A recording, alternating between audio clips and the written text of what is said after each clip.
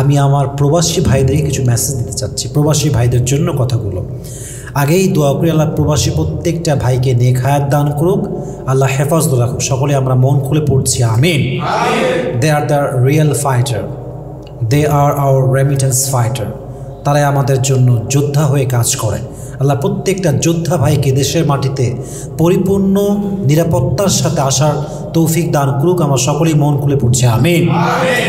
প্রথম কথা হচ্ছে, আমি আমার যে সরকার গঠন হয়েছে আমার দেশে, সরকারের প্রত্যেকটা উপদেষ্টা সবাইকে আমি বিনীত আবদার করব, আমাদের দেশ স্বাধীন হওয়ার পরে বা স্বাধীন হওয়ার আগে প্রবাসী ভাইয়েরা কিছু মিছিলে বের হয়েছেন, কেউ স্বাধীনতা পালন করবার জন্য র্যালি নিয়ে বের হয়েছেন।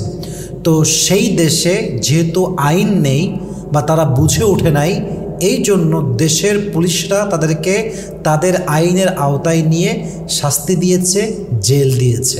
তো আমার সরকার প্রধান যিনি এখন আছেন, সবার কাছে আমি আবদার করব, কূটনৈতিক যে সিস্টেমটা আছে, যেভাবেই উপায় আছে, সেই দেশের কাছে, বিচারপতির কাছে অথবা আইনের কাছে এই মেসেজটা পৌঁছে দিয়ে অবশ্যই আমার দেশের যুবকদেরকে বেকসুর খালাস দেওয়া লাগবে। ঠিক কিনা বলেন যুবক ভাইয়েরা? তারা আমাদের দেশের সন্তান, তারা আমাদের ভাই, আমাদের বোন, কারো বাবা, কারো স্বামী, কারো ভাই। অবশ্যই আমাদের উচিত তাদেরকে দেশের আইনি সহায়তার মাধ্যমে জেল থেকে মুক্তি দিয়ে দেশে ফিরিয়ে নেওয়া আসা, অথবা তাদেরকে তাদের কাজের যে গন্তব্যস্থল আছে সেখানে পৌঁছে দেওয়া পরিপূর্ণ নিরাপত্তার সঙ্গে। আল্লাহ বোঝার তৌফিক দান করুক, সকলে পড়া আমিন। সেকেন্ড কথা, আমার প্রবাসী ভাইদের জন্য ওয়েলকাম, ওয়েলকাম টু বাংলাদেশ। প্রবাসী ভাইদেরকে বলবো, প্রিয় ভাইয়েরা, আসেন বাংলাদেশে। এবার এয়ারপোর্টে আপনাদের লাগেজগুলোকে এমনি ঠাস ঠাস করে ফেলানো হবে না ইনশাআল্লাহ, এটা আমার গ্যারান্টি। আপনি বাংলাদেশে আসেন, ইনশাআল্লাহ আপনাকে কেউ তুইতুকারি করবে না। অবশ্যই প্রত্যেকটা কর্মচারী, প্রবাসী প্রত্যেকটা যোদ্ধাকে স্যার বলতে বাধ্য থাকবে। ঠিক কিনা বলেন? তারা আমাদের রেমিটেন্স ফাইটার, তাদের অধিকার এটা। তারা দেশে আসবে সম্মানের সঙ্গে, তাদেরকে স্যার ডাকতে হবে। নিরাপত্তার সাথে লাগেজগুলো নিয়ে গাড়িতে উঠায় দেওয়া প্রত্যেকটা বিমানবন্দরের কর্মীদের দায়িত্ব থাকবে। তারা প্রবাসীদের নিরাপত্তা সুনিশ্চিত করবে, লাগেজ সুনিশ্চিত করবে, তাদের সম্মান সুনিশ্চিত করবে। ঠিক কিনা বলেন? এটা এই জন্য না যে তারা এহসান করবে, না না, দয়া না, এটা অধিকার। প্রত্যেকটা প্রবাসীর অধিকার। তারা সম্মানের সঙ্গে আসবে, আবার সম্মানের সঙ্গে তাদের গন্তব্যস্থলে আবার তারা ফিরে যাবে। ঠিক কিনা বলেন? প্রবাসী ভাইদেরকে বলবো, ওয়েলকাম টু বাংলাদেশ। আল্লাহ প্রত্যেকটা প্রবাসী ভাইকে হেফাজত করুক। সকলে আমরা মন খুলে পড়ছি আমিন।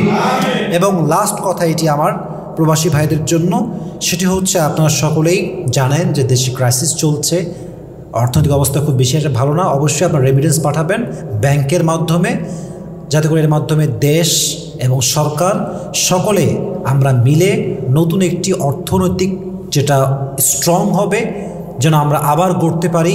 আল্লাহ আমাদের যেন সে তৌফিক দান করে। আমরা সকলেই মন খুলে পড়ছি আমিন।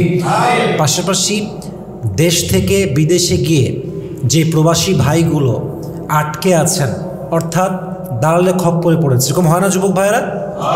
বলেছে চাকরি দিব, আসো আমার দেশে, গেছে দেখছি দালাল, কোনো চাকরি নাই, আটকে আছে দেশে, জেলে আছে, অভাবে আছে, খাওয়া নাই, দাওয়া নাই, বাপ মা নাই, কেউ নাই, একা।